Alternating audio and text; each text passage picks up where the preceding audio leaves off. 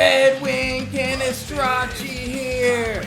And if you thought I wasn't going to review the new Megadeth album, well, you thought wrong, buddy. You thought wrong. Modelo, very fine here. I just listened to this album. That's right, this isn't just a review, this is a first listen review. Like, I just listened to it. Maybe that even counts as a reaction video. I don't know. I don't watch reaction videos because they suck. I like real reviews. I want to hear someone that actually likes the genre of music and actually knows a lot about it. I want to hear their views on it.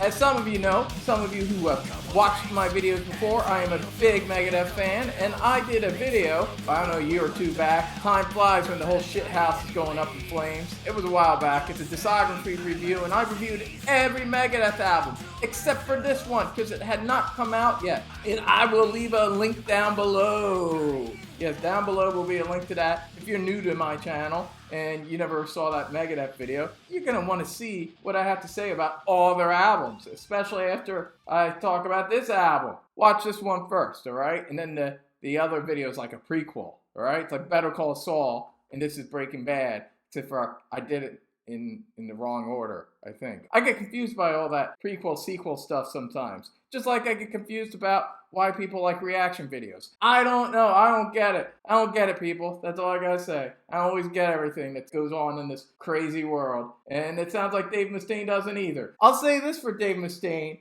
For a xenophobic reactionary, he's playing with a lot of guys whose last names I can't pronounce.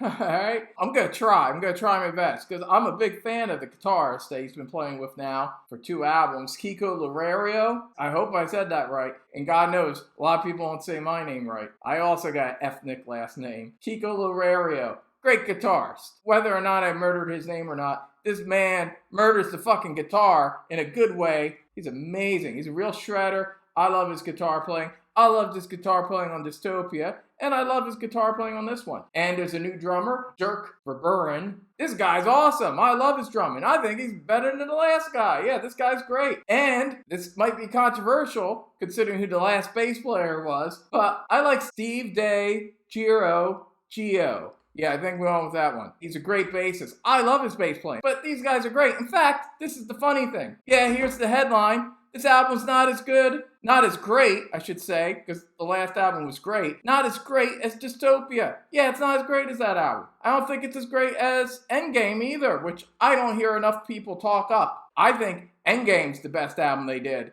after Rust in Peace, and not Dystopia. But Dystopia is the second best album they did after Rust in Peace, in my opinion. They're both great albums. And this album, I can tell you right now, after just one listen, I'm never going to think it's as great as those 2 albums. That's it. I can tell you that right now. In the same way that I can tell you that I do think it's better than Super Collider, and definitely better than The World Needs a Hero, and Risk, and Cryptic Writings. And that's it. That's all I'm saying right now. I can't say about all those other kind of in-between Megadeth albums. I can't say yet. It's too soon. Too soon. I'm not going there yet. I'm going to let this sink in, let it marinate. But right now, here's the headline. A good album. It's a good, solid Megadeth album. A little disappointed. A little disappointed after hearing the first 2 singles, which, well, I'll tell you what I think of them when we get there. Obviously, I'm giving it away a little bit. I'm a little disappointed after hearing those first 2 singles, that's all. It's not quite the ass-kicking thrash masterpiece I was hoping it would be. But hey, I shouldn't be a greedy man. I'll take just a solid, good thrash album. Thrash/melodic Megadeth metal album. We'll get into it. It's not all that thrashy all the way through. But when it is, it's very thrashy. I'm not all about thrash all the time. One of my favorite Megadeth albums is Euthanasia, which I think might be better than this album. I can't say yet. I haven't lived with this album long enough. All I can say, it's definitely not as great as the first 4 albums and Endgame and Dystopia, which I think are the top 6. That's all I can say. And it's better than some of those wonky albums down on the bottom of the list. That's all I can say. It's a mid-tier Megadeth album. But hey, in 2022, I'll take a mid-tier Megadeth album. Funny thing is, though, like I was saying, is I actually think this lineup's stronger. That's right. No disrespect to Junior. But I like this lineup better. I think this is a hot band. I really love the musicianship on this album. I just think the songs aren't as strong as on Dystopia. That's right. That's where Dystopia is. Back there. in the past. Still in the present if you put on the album. So I just don't think it's as strong song by song, track by track. I just don't think it's as strong as Dystopia. But it has its moments, believe me, it has its moments. So let's get into this with the title track. And again, with the exception of the 3 songs that were released beforehand, this is just my thoughts, my initial thoughts after hearing this album one time. Just one time. That's it. This is definitely subject to change. The sick, the dying, ... the classic Megadeth ellipses, and the dead. Not quite as clever and ironic as their uses of the ... was back in the day. But I'll take it. I get what they're doing. They're building on this idea of, oh, well, that's pretty bad. The sick, the dying, oh, and the dead. Wow, that's like really, really bad. It's like worse than sick and dying. You're dead. The song, it's a good song. I don't think it's a great opening track. It's just not as ass-kicking as I was hoping the opening track should be. It's like a decent song. It's kind of a melodic, borderline, poppy thrash song. It has this awkward part where it gets really soft. Like it does a soft acoustic part, like in the second verse. Like I'm all fine with throwing in a curveball like that, but it's just too soon. Too soon. Don't throw in an acoustic part in the second verse of the first song on a Megadeth album? Come on, Dave. We're just getting into it. We want to rock out. Don't throw something like that so early in the game. But it's a good track, some good licks. All the musicianship's amazing. Kiko's amazing guitars. The production's a little brick-walled, but, that's pretty much every Megadeth album post the 90s. Second track, Life in Hell. Great song. Great song. That's probably, I'd say, look at this. Yeah, that's probably the 3rd best song on the album so far anyway. It's a good straight-up thrash song. I like the vocals, the creepy kind of vaguely AC/DC-ish Life in Hell backing vocals I hear, like that come up towards the end of the song. That's cool, but it's a thrashy song, a little closer in the vein of the first 2 singles that were released. This is a good, just straight up thrashy song. I do like that there's a lot of actually short songs, or like in this case, relatively short. It's 4 minutes and 12 seconds. I like these shorter, just kind of catchy, get in and out of dodge thrash songs. Love the drumming. What's his name again? Dirk Verneburen. Man, that guy is hard-hitting drums. I like the sound of the drums. Good stuff. Life in Hell. Great track. My favorite song on the album is the next track, Night Stalkers, the 2nd single that was released for this album. And god damn, does this song kick ass. Now that I've heard this album, I can tell you, this should have been the first song. This would have been a great opening track. The way it kind of comes up and then just kicks your ass. That's the way to open an album. And even though it does throw in a curveball acoustic part too, at least it doesn't do it until towards the end of the song, It's not like in the second verse, It's still kicking ass in the second verse. Some people might not like that addition of Ice-T coming in, doing a little rapping. I like it. I think it's badass, And I think it fits the song, and it just adds a little cool element. Plus, I'm a big Ice-T fan, so I just like hearing Ice-T. I like hearing that Ice-T still alive, and he sounds cool. And Night Stalker is just a badass song. It's probably one of the heaviest songs Dave ever did. Yeah, this is just a badass song. I just that riff and oh man. And other songs like this too that we'll get towards the end of the album. That it's like really heavy and thrashy, but yet the chorus that shows kind of the pop sensibility of Dave, but in a thrash song. The chorus has just got a real great hook to it, vocally and musically. It's everything I love about Megadeth. It's heavy, it's gonzo, it's got anger, it's got bite, and it's just got hooks left and right. Man, that's what I want from a Megadeth song. I love Night Stalkers, and I think this should have kicked off the album, and maybe there should have been 1 or 2 more songs kind of like this on the album as well. Next is Dogs of Chernobyl. It's all right. I only heard it once. This one's a little overlong. It's kind of a mid-tempo kind of Megadeth-y kind of song. I can't really describe it yet, except for that it's a little sluggish, it's a little melodic, it's not bad, but obviously it didn't leave that much of an impression on me. Moving on, Sacrifice. This was like kind of a shorter, kind of catchy enough, vaguely thrash song. It's all right. It's not bad. I don't know. I'm hard on it because Motorhead and Saxon both have songs called Sacrifice that are much better than this song. So, I don't know. Maybe you should have called it something else, so I wasn't comparing it to those songs. Next, Junkie. All right, this song made me laugh. I'm sorry. It's all right. It's not bad. It's short. I'll give it credit for that. But when Dave's going, Junkie, Junkie, it It made me laugh. That's all I can say. It's not like, I don't know, like a fun Gene Simmons kind of party anthem, but yet he's singing against being a junkie. He doesn't think you should be a junkie, but when he goes junkie, junkie, that makes me think, hey, maybe I should become a junkie. That sounds kind of funky. That sounds cool. So Dave, you might be causing people to become a junkie. Should have thought that one out, my friend. Okay, next we have, this is where the album kind of really dipped for me. I wasn't crazy about this middle section. There's like this little intro, Psychopathy? Is that how you say that? Psychopathy? I guess it's cool. It's like a tribal drum thing. I do like this drummer. It's a cool tribal drum thing. I've kind of heard stuff like this before. It's all right. You listen to it and you go, hey, that's cool. It's a cool tribal drum thing. Just get to the fucking song already. Killing Time, it's all right. It's not as good as the intro. Now that's irony. I complained about the intro, but then when I was hearing Killing Time, I thought, hey, that intro was a little bit better. This is it. It's all right. It's a little sluggish. It kind of lacks direction. That's all I can say. Maybe I'll change my mind. Maybe I'll be kicking myself in the face in a few days. Who knows? But right now, I think it's probably the weakest song, unless we count a bonus track. Soldier On. I really like this song. It was the third single, and when I first heard it, I thought, oh, not as great as the first two singles. And it's not. It's not as great as the first two singles. But it has grown on me, showing that maybe some of these other songs will grow on me. And now I think it's actually one of the better songs on the album. It's got a great guitar hook. I like that he is taking these thrashier riffs, but then adding kind of melodic choruses. And I love a lot of the guitar work. And Soldier On is just a really catchy song. And I like the message. It's like, even though the world's turning to shit, we gotta keep on trucking. We gotta keep on soldiering on. And I like that message. It's a surprisingly positive message from Dave Mustaine. Okay, next we got Celebutante. I actually like this song. It's kind of silly, but it's thrashy, it's fast. I once in a while like hearing Dave sing a song that's kind of like normal, if you know what I mean. Like it's just about normal shit. Like he's just kind of bitching about Celebutante. It's fun. It's a nice change of pace. It's kind of a fun, thrashy song. It almost sounds like the riff sounds a little bit like something George Lynch would do when he would be playing like a heavier song, like a heavier Dokken song. So I dig Celebutante. I think it's probably one of the better songs on the album. So there you go. Mission to Mars. Ace Frehley had a song called Mission to Mars on his last album, which I think is a lot better than this song. Yeah, sorry.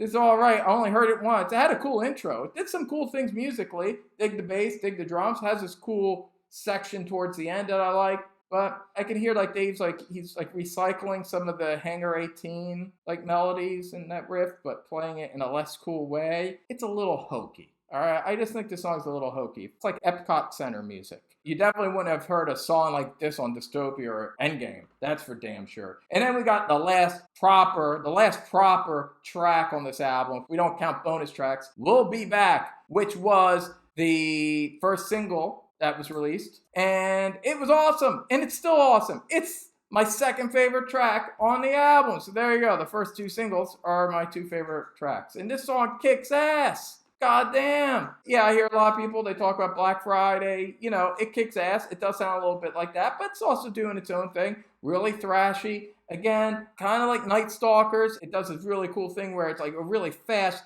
thrashy riff, but then that chorus is really, really hook-driven. It's a little like 80s and 90s Megadeth smashed together.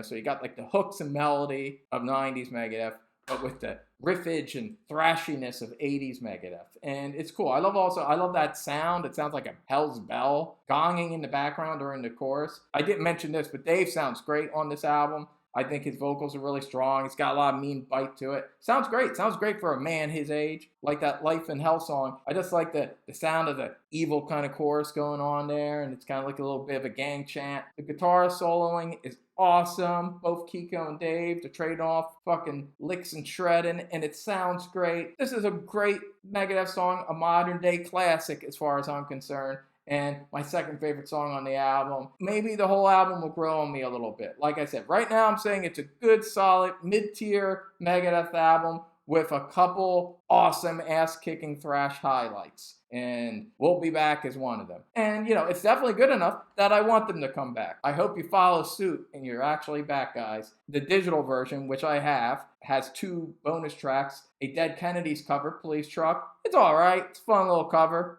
You know, it's all right. I don't think it's necessary. I prefer hearing this album end with We'll Be Back. That's a stronger ending, but it's all right. It's not nearly as great as that Fear cover they did on the last album, Foreign Policy. God damn, was that a great cover. Much better than this. But I also like Fear better than the Dead Kennedys, so that might have something to do with it. And then the other song, oh my God. All right, let me have a drink for this one. Let me have a drink for this. The Sammy Hagar song. It is an actual Sammy Hagar song. I didn't know that. When I heard that Sammy Hagar was singing on a song on this new Megadeth album, I just assumed, like, I don't know, they met up at a tiki bar somewhere and had a few drinks, and before you know it, Sammy's like in the studio singing some lead on a Megadeth song. That's what I thought. I was like, all right, fair enough. Sometimes you get drunk with people and you end up singing on their album. That's what I thought. I was giving Dave the benefit of the doubt. I didn't know that this was an actual Sammy Hagar cover. So not only is Sammy singing on this is a Sammy Hagar song. Dave actually listened to a Sammy Hagar song. Like not Van Hagar, mind you, and not Montrose. Sammy Hagar solo. So he was listening to Sammy Hagar solo. He listened to this song. It's called The Planet's on Fire, in parentheses, Burn in Hell. God damn, is that dumb. And musically, it's not that bad, actually. I mean, it should not be on this album by any means. I think I'm scrapping these 2 bonus tracks. Yeah, I think I'm throwing them in the trash because really, boom, this should end with We'll Be Back. Police Truck's not bad, but it's not good enough to upset the wonderful ending that's We'll Be Back. And this song, oh man, this song definitely has no place being near this album. Maybe it would have fit Super Collider, because it's just kind of a dumb, fun kind of rock song, I guess. I like the guitar playing. Kiko and Dave are doing this Angus Young thing. You know, I'm a huge AC/DC fan, so I dig that. I like some of the guitar work, and you know, it's not the train wreck that a lot of Sammy haters are going to act like it is. I'm just saying, I don't think it's the worst song ever recorded, but it's definitely the worst song that's on this album. And the fact that it's a bonus track means it's going in the trash. All right. So the 2 bonus tracks I'm throwing in the trash, and this is going to be a nice, tight 12-song album ending with We'll Be Back. And that's my recommendation to all you Megadeth fans out there. Make it a 12-song album. We're going to start this hashtag, Make It 12. There you go. Make It 12. That's the hashtag for this album. So that's my first listen review of the new Megadeth album. Good, not great, solid, but didn't blow me away. Maybe it's a grower. We'll see. So there you go. If you like this video and you haven't done it, subscribe. Come on. I'm giving you free content here. I'm an actual guy that actually likes this music, and I'm reviewing it. I should have more subscribers than some bozo that's just reacting to shit. All right? Do it for rock and roll, man. Subscribe. And if you've already subscribed and you've been following me for a couple years now, you probably noticed I haven't done a heavy metal video in a while. So I just want to address that here. There's a reason I haven't been doing a lot of heavy metal videos recently. There's a lot in the past. So if you're a new person and you want to see me talk about Megadeth and a lot of other heavy metal bands, and Metallica and Testament and Overkill, Motorhead, Judas Priest, I talk about all that shit. But in the past few months, I wasn't doing any videos about heavy metal. So that's what I'm talking about. It's because I got this podcast called the Rock All Over You Podcast. My main man, Eric Jordan. In fact, we did a Megadeth episode. A few months ago, we did an episode reviewing a very long, in-depth, and awesome review. So Far, So Good, So What. Great album. Better than this album. Sorry. But yeah, So Far, So Good, So What. We did a review of that. I'm going to leave a link down there below for that too. That's going to go in there. My links to. It's a hot, sexy links to down there. Sop it up. You got to sop up them links. And yeah, so check that out. Check out the podcast, because if you want to just hear me talk about metal and rock, that's pretty much where I get that side of me out now. Don't worry. This doesn't mean I'm not going to do more heavy metal videos like this one. I just did one now, so there you go. And my next video is going to be Saxon. That's right, it's going to be a Saxon related video. I'm going to review every one of their albums. That's a lot of albums, I know. I figured out a way to do it, and that's going to be a surprise. I figured out a way. I beat the Saxon algorithm. But anyway, so that's going to be my next video. It's going to be Saxon. But I'm a fan of a lot of kinds of music, and I'm going to hit a lot of different genres and just try to keep things interesting. Throw you some curveballs, left and right. And that's it. That's me talking about Megadeth. Check out those links. Subscribe. And let's have a conversation. Let's not just react to shit. Let's talk about shit, all right? So tell me what you think of this new Megadeth album. And tell me if I'm a clown or if I'm wrong or if I'm awesome. Whatever you think, put it in the comments down below. And if it's too negative, YouTube will probably remove it anyway, so I'll never see it. So it's all good in the hood. I'm Eddie Canestracci. I'm getting drunk. I'm having fun. Talk to you later. Out.